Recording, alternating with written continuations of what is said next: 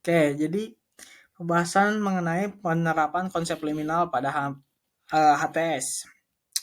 Oh, bahasan pertama yaitu fase transisional dalam HTS. Jadi, fase transisional dalam HTS ini dapat dilihat sebagai suatu periode atau suatu waktu jangka panjang yang di mana hubungan tersebut mengalami ketidakjelasan status, di mana hubungan itu di antara berhubungan atau tidak berhubungan. Jadi hubungan ini hanya dilandasi oleh keterikatan emosional saja biasanya seperti itu. Jadi hubungan ini bisa dikatakan apa yang saya tuliskan di sini menjadi suatu wilayah abu-abu, tidak hitam atau tidak putih. Jadi antara keterikatan dan kebebasan. Jadi keterikatan yang dibangun hanya ikatan emosional seperti itu. Biasanya hanya keterikatan emosional antar individu tersebut. Seperti itu. Penting untuk dipahami bahwa suatu hubungan HTS ini memiliki suatu kebebasan, yaitu kebebasan emosional.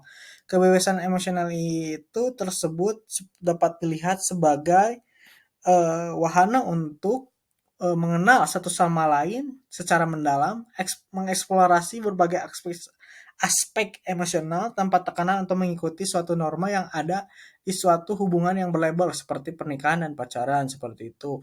Fase transisional ini juga memungkinkan pasangan atau antar individu untuk menentukan arah hubungan mereka agar bukan agar hubungan mereka akan berjenjang ke atas, berjenjang ke arah serius, atau hubungan yang akan terus mentap berulang-ulang, atau hubungan yang secara stagnasi hanya hubungan-hubungan yang HTS ini bertahan lama seperti itu.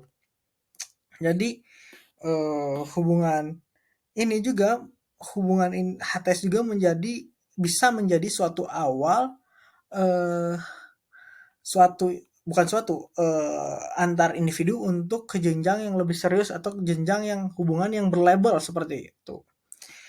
Jadi fase transisional ini dapat menjadi landasan yang kuat untuk membangun koneksi yang lebih dalam dengan pasangan, dapat merasakan sejauh mana mereka ingin melibatkan diri satu sama lain dalam hidup mereka. Jadi intinya HTS juga bisa digunakan sebagai pondasi awal untuk suatu hubungan yang lebih serius seperti itu. Nah, analisis selanjutnya adalah identifikasi pola perilaku, ketegangan, dan potensi perubahan dalam hubungan ini. Dengan menerapkan konsep liminal, kita dapat mengidentifikasi pola perilaku yang berkembang selama fase transisional dalam hubungan tanpa status atau HTS. Pada tahap ini, pasangan berada di ambang perubahan dan liminalitas memungkinkan observasi terhadap dinamika unik yang muncul selama proses ini. Nah, dalam proses ini tuh kita lihat ada satu yang paling jelas, ya adalah ketegangan antara individu dalam hubungan ini. Ketidakjelasan suatu hubungan HTS menjadi sumber ketegangan biasanya dalam individu atau pasangan yang menjalani hubungan ini. Ketidakpastian ini dapat dilihat karena hubungan ini tidak memiliki norma atau aturan untuk mengatur antar individu untuk tetap menjalani hubungan ini seperti itu. Selain itu ada juga potensi perubahan dalam hubungan. Ketidakpastian yang muncul dari ketegangan membuka potensi perubahan dalam hubungan. Jadi adanya konflik atau adanya ketegangan dalam hubungan ini memiliki kesempatan untuk meresapi pengalaman antar individu untuk kembali